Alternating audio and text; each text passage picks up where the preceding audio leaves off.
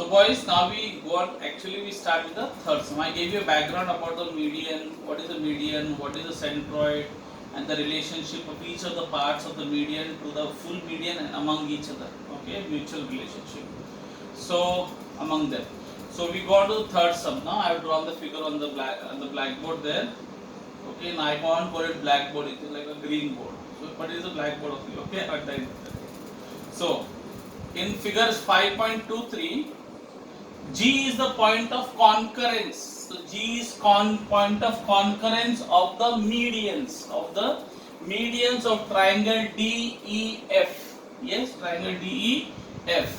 Take a point on line DG or on ray DG such that GE is between D and H. DGH means what? How do you read it? Don't say DGH. Okay. You say G is between D and H, and DG is equal to GH. So DG is equal to GH. That means DG and GH both are equal. That means this and this part is equal. In other words, this is and this part is equal. Okay, DG and GH are equal. Now prove that GEHF is a parallelogram. You have to prove that GEHF is a parallelogram. So how do I prove it? So first and foremost, what is given to me? What is given to me? That DG is equal to GH. And what I have to prove? To prove that, what is that proof I have to do? That GEHF is a parallelogram.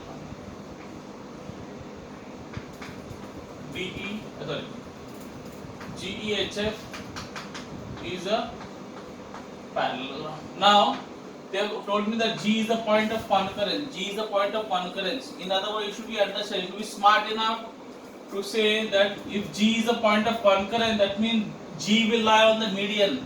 In other words, this D, this full thing, DH, or I can let me write here something like M.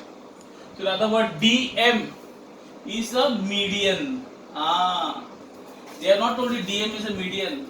They are telling you that G is a point of concurrence. Point of concurrence means that obviously all the medians will pass through G. So if there is a line coming from D and it is passing through G, so obviously so I am putting a letter M here. It is not there in the diagram. I am just assuming this point. This point is M. So if this is M, then DM is the what? DM is the median. Okay. So I have to be careful. I have to say so I have to understand that they have told me indirectly. Directly नहीं बोला, indirectly बोला है कि G is the point of concurrence of the median. So obviously DM will be the median. DM will be the median. Clear? So proof. So the proof is very not very tough. If you have understood what I have taught you before this, it's not very tough. Now, how am I going to prove it? I want to prove that this GEHF is a parallelogram. Okay, I am drawing it in yellow. Okay, so let's say, I don't know whether you'll be able to see it, yellow on the green. Okay, so I have to prove that this. How am I going to prove it? I am going to use the property number 3, which is on page number 65. What is the property number of page number 65? Property number 3. A quadrilateral is a parallelogram if the diagonals bisect each other. In other words, I am going to prove that the diagonals GH and EF, they bisect each other. So my whole focus is right now this GEHF. Because I have to prove that GEHF is a parallelogram. So I have to prove, I want to prove, how will I prove it's a parallelogram? I will prove that GH and EF, they bisect each other. How? What do you mean bisect each other? In other words, I will have to prove that GM is equal to MH and EM is equal to MF. In other words, I have to prove that M is the midpoint of GH and EF. Understood? Clear? Okay. Let's begin. Now, see the first thing. Now, in triangle DEF, DM is the median. Yes? So, I will say in triangle DEF, DM is the median.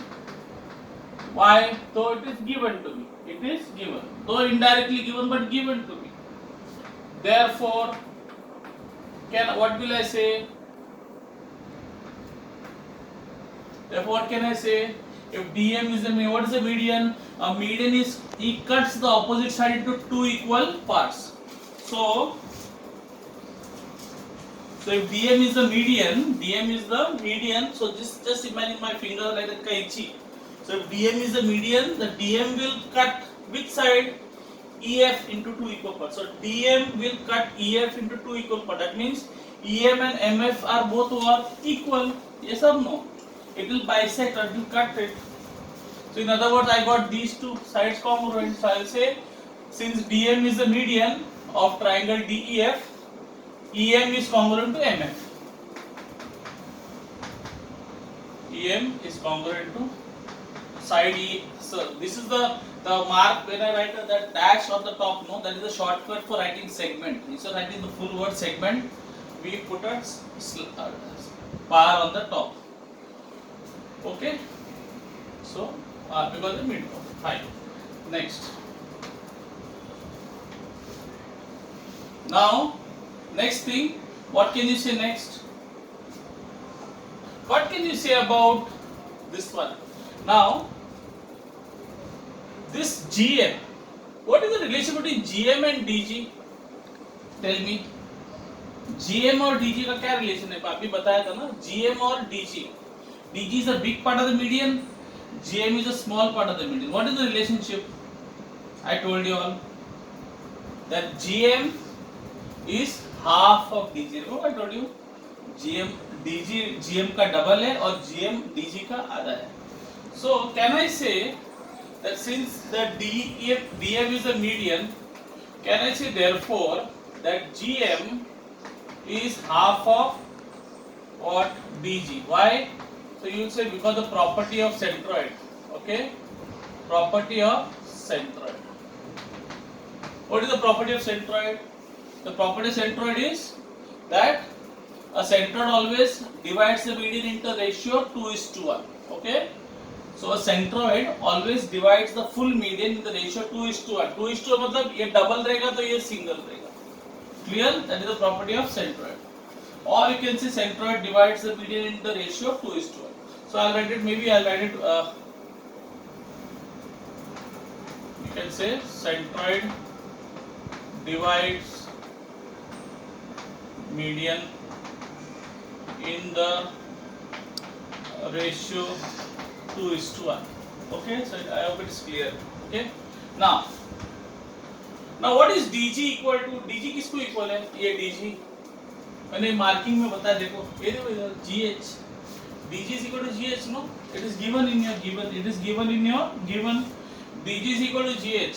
Yes or no? DG is equal to GH.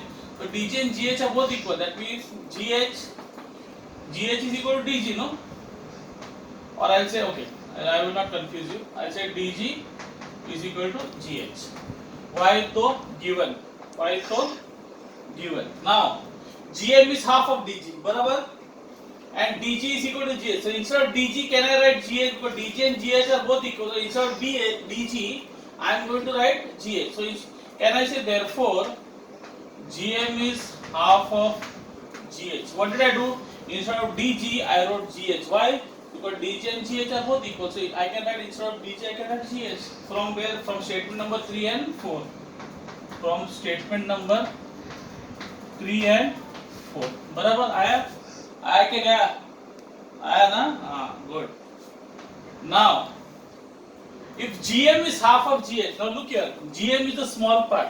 So GM is half of GH. That means if GM is half of GH, what can you say about M? M is the what? Midpoint. M is the midpoint. So no. If GM is half of the full GH, if GM is half the full GH, that means M is the what? Midpoint. M is the midpoint. That means can I say that GM is equal to MH? Why? Because GM is half of GH. That means GM and MH, these are both equal. These are both equal. So I can say that means therefore GM, or that is, I'll say that is GM is equal to MH. Now you already got here. What did you get? That EM is equal to MF, ना? EM equal to MF and GH equal to GM equal to MH इधर मिला, बराबर? So in other words, you got these two parts congruent. In other words, the diagonals they bisect each other. The diagonals bisect each other. Clear? EM equal to MF and GM equal to MH. Okay? Clear? Fine. So from what can I say from second and sixth statement? I can say from statement number 2 and 6. Therefore, you will say EM is equal to MF and GM equal to, therefore quadrilateral GEHF is a parallelogram. From where you got this statement? From statement number 2 and 6. From statement number 2 and 6. Clear? And then if you want, you can write here that property number, on page number 65, that property number, which one? Property number 3. So here you can write the property number 3 on page 65. What is property number 3? Property number 3 क्या है? If diagonal quadrilateral is a parallelogram, if the diagonals bisect each other, or you can write ulta. If diagonals bisect each other, then the quadrilateral is a parallel. So that property you write from page number 65. Okay, that I will not write. That you can copy from page number 65. I hope this sum is clear. This is a very, very important sum, nice sum, interesting sum. I hope you all understood it.